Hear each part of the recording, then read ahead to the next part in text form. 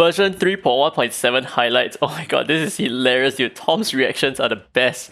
But I feel like they did miss up on something, so I just want to cover it in this video. So they mentioned the main things in 3.1.7, but I do feel like adding a little bit more as well. So for example, Calamity Island, each pillar includes 200 floors and you can challenge up to 10 floors daily. So from my understanding, it takes about at least 60 days, right? At least 60 days for you to clear all the floors. Or actually, you know, it's less than 60 days. Yeah, it is less if you include weekends because the pillars all open on Sundays. So it's actually less than 60 days, but it doesn't actually reset. So I'm actually not sure what's going to happen when you complete all the pillars. Maybe it just disappears. So for example, like Spatial Tower, the moment you clear 100 floor, it just disappears and it's replaced by Temporal Tower. So maybe in the future, right, who knows, maybe they might add a new kind of Temporal Tower that is like the Calamity Island style.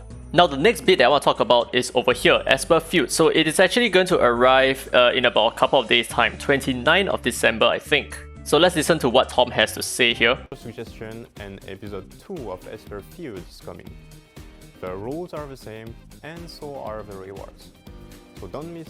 Okay, so this is the thing, right? So I completely forgot that this was actually attached to the Esper Feud. So Esper Feud is a PvE content that gets a little bit more complex as you beat the stage. So when you beat the stage once, you unlock the normal difficulty and then you unlock like the hard difficulty and then the purgatory difficulty, something like that. But apart from that, there is also this major event happening that is the flawless relic customization process. And if you are not playing Dislyte when the first Esper Feud came around, this is exactly what this part of the Esper Feud is all about. You can fuse 2 customizable flawless relics, and as you can see at the top here, there is this one currency that you are using to reset, or rather to build the relic. So there are a few steps to building your relic. Number 1, you need to select the slot. Number 2, you need to select the set type. And number 3, you need to select the main attribute as well. But the 4th augmentation is where the bulk of the cost of fusing this relic comes in, which is a randomized process of your substats. So you can keep rolling substats, and if you do not like the substats, you can use this currency at the top again to continue re-rolling more of your substats. Now, how do you even obtain this resource? You obtain this resource directly from the Esper Feud event. So as you clear stages, you will collect more of this resource.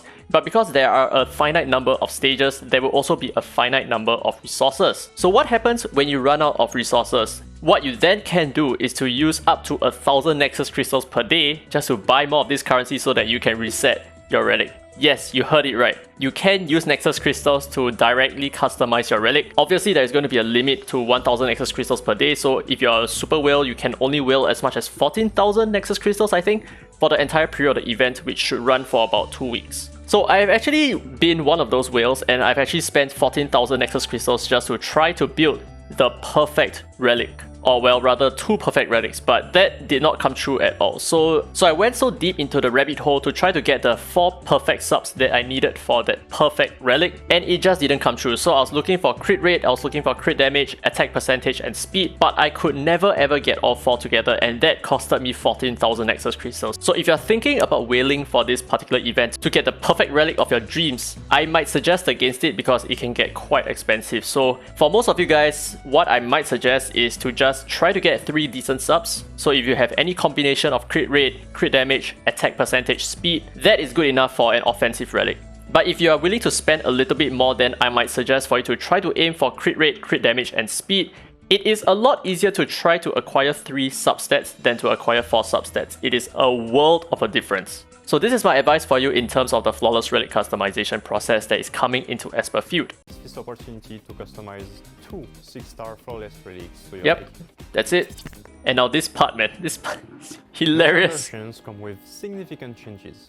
So we are glad to announce you'll finally be able to enjoy a new epic opening scene focused on Untran's lore, which will replace Abigail's and her impressively sexy legs. Tom! What the hell? I didn't see this coming. Remember. They'll be remembered. Alright, that's all for today. We know everyone is super What the hell? excited. Okay, blah blah blah blah blah. So the rest we understand, right? So they're just saying that, oh, there is a lot coming in this update. So please read carefully and just try to understand what's happening and don't jump into conclusions, basically. What the hell? I literally burst out laughing when I first heard Tom talking about Abigail. Holy shit, that was hilarious. Okay, but anyway, that's it for 3.1.7 highlights. Just some things that I wanted to add on, especially just for the Esper Feud, and that's about it. Hope you guys enjoyed today's content. If you did, don't forget to leave a thumbs up. It really helps the channel, and subscribe for more Dislyte content. Now that's it. This has been Derek Free to Play, and as always, I will see you in the next video.